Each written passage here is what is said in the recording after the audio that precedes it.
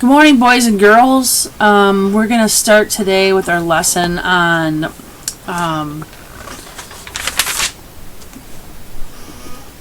the Dust Bowl. Had to think about where we're at there. On the Dust Bowl. And so if you want to turn to, this is our first regular class story. It's on 450, page 450 of Facing Adversity, Unit 5. And it talks a little bit about the essential question. It says, how do we overcome obstacles? That's where we're at, okay, at the very top. It says, everyone has a bad day every now and then. Most of the time, we just take a deep breath and keep going. But what happens when we meet an obstacle that we don't think that we can overcome? Very similar to the one that we're in right now, right? This whole COVID-19, you know. Who would have known that we'd have a pandemic in the middle of our school year? I mean, it's just, sometimes it's unbelievable. It's unfathomable.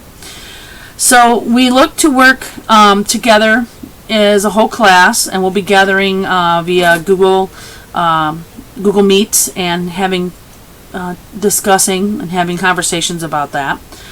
So in these particular selections of the text, we are going to be reading how different people, different examples of how others get over these obstacles and how they overcome them. Okay, so when we do that through our exercises, a couple ways that we can be attentive to these learning strategies is listed there right below it. Okay, it says, throughout our life in school and our community, whether it be in your career, we'll continue to learn how to work in large group environments. Now, this is not a large group. When we come together on a Google Meet, then we would be in a large group. But right now, we're basically learning by ourselves. And that sometimes can be a struggle, too. But for the most part, we're always going to be working together with someone else, okay, or even in a group setting. So, here are some strategies that we should think about. When we are working together with other people, you need to listen attentively. You have to be paying attention. So that means eliminate your distractions. Like when you're watching a video by your teacher, you shouldn't be on your phone or on your video game. Okay? You may want to ask questions. So when we get together in Google Meet, have some questions available. Write them down ahead of time. Maybe things that you were thinking about, or that you're like, oh no, does this kind of connect to that? Sure, we'll talk about it. Okay? Monitor your understanding. What that means is, if you read something and you're really not sure about it, make sure you ask a question so you can get clarification. There's nothing worse than going through your lessons at the very end going, I really don't know what I learned, but throw the test at me anyways. No, that's not how that should work out. You should definitely be asking questions. And then share your ideas, answer questions. If you are unsure, build on those ideas from others. So when we're in class, it's just like when we're discussing, where I might call on one person, you say, oh yeah, so to piggyback off of that idea, that made me think of this. Then I know that your wheels are turning and you're really making good connections. That's how I know that you're really actively thinking, okay? That may be a little bit of a struggle when we're at home because there's so many other distractions that take us away from what we're doing, okay?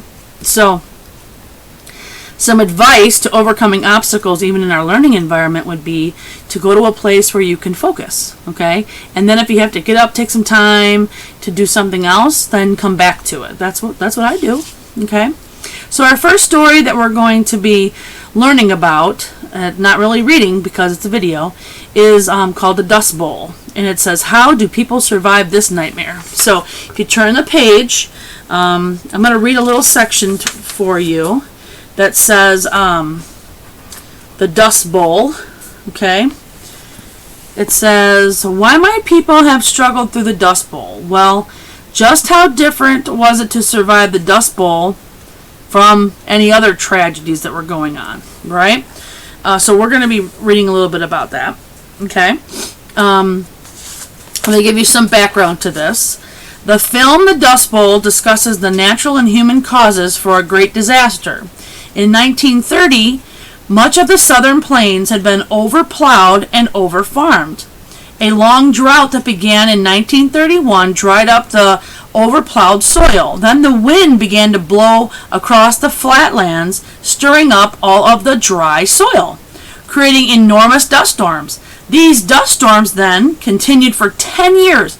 Okay, we've been in quarantine for 3 weeks. This went on for 10 years. That would be unmeasurable. I couldn't even understand all that. So anyways, they were devastating to many of those who endured this. In the video selection, some people who lived through the Dust Bowl tell their personal stories. Okay?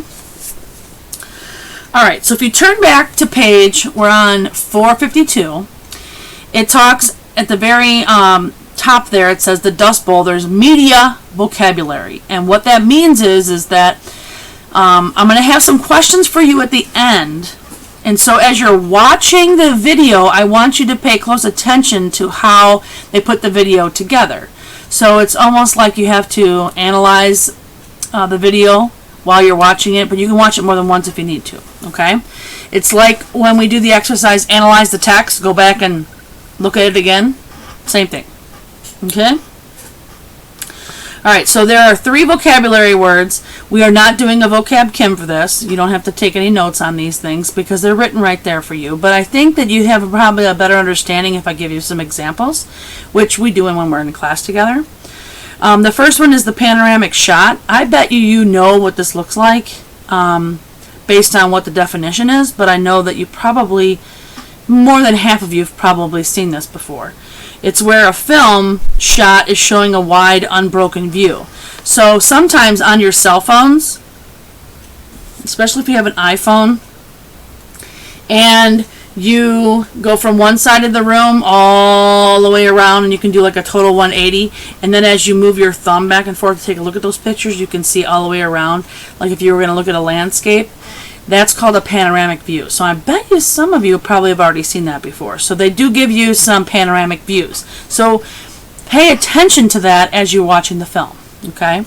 They also have what we call as a voiceover. That is when there is a voice giving some commentation about what's going on or giving some narration, but you don't see that person. So that person is probably reading a script and then narrating over top of the film. Okay, you might see that in a lot of documentaries. So that's called a voiceover. Then we have the word transition. Is our next word? Sorry. In the media, it means it's changing from one scene or a shot to another scene. So you may have seen this if you are watching the news. Sometimes you have someone that is out on a scene and reporting from a hospital or a fire or a scene of great importance, and then they throw it back to the studio, and then they transition back to where the newscast is. So that's something that's easy. How well does the video put those scenes together? That's what we're trying to analyze here. Okay, so those are the 3 words. We have the panoramic view, seeing everything across the screen. It could be a 360 or it could be a 180. Get some math terms in here. You do a voiceover where you hear the voice but you don't see the person. When you are talking to Alexa, you know, when you ask for commands, or Siri, those kinds of things, you hear the person but you never see them. Same thing. That's another voiceover kind of example. And then you have a transition where you go from one screen to the next screen. Hopefully that's seamless.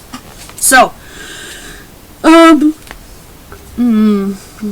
see. I haven't had my afternoon nap yet. So we have the Dust Bowl. It starts on page 453, and there's a little bit of background. Notice that that's in a black and white. It says one of the most devastating events in the U.S. history was the formation of the Dust Bowl. After a period of over-farming in the 1920s, a severe drought struck the region around the Oklahoma Panhandle in 1930s. The extent of the drought then caused the topsoil to dry up, and without a strong root system, the grasses took hold in its place. The soil then was blown away by the winds. These dust storms blackened the sky, and then it was sometimes referred to as the black blizzards. So that is not a good situation. So I'm going to have you watch the video and then answer some questions and do some analyzing of the media and looking back over those vocab words. Okay? And then we will have a Google Meet, and that will be scheduled in Google Classroom. Okay? All right. If there's any questions, please feel free to comment or send me an email. Okay? All right. You guys have a great day and enjoy the story.